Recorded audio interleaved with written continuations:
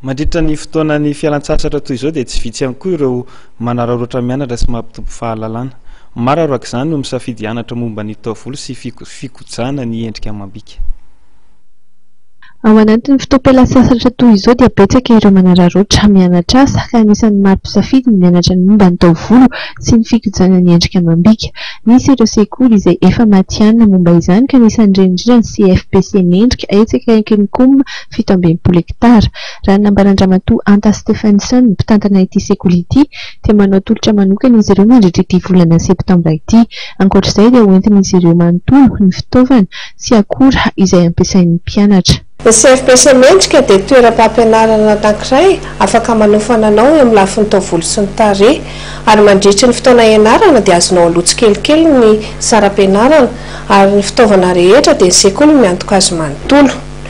Ary amin'ity volana septambra ity dia misy ny offre spéciale cours de vacances izay isian'ny fihenam-bidy goavana. Toerana misy anay dia eo akaikin'ny komina 67 hektara manoloana ny ekara Mariamanjaka. Mendrika Beauté dia toerana anankiray ahafahanao mikarakara ny taovolo sy ny tarehy, ny endrika amam-bika ihany koa. Ary ianao dia afaka misafidy ny ora amin'izay mampalalaka anao. Ary amin'ity volana septambra ity dia tena manao fihenam-bidy goavana tokoa izay ho an'ny mpanjifa.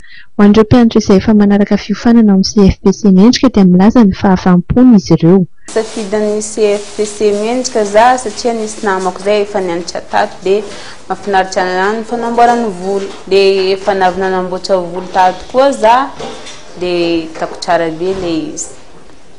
Efa ray volana zao nianarako tato efa maromaro ny zavatra haiko satria ny mpampianatra anay manazava amin'ny antsipiriany moramora aminay ny mahazo azy.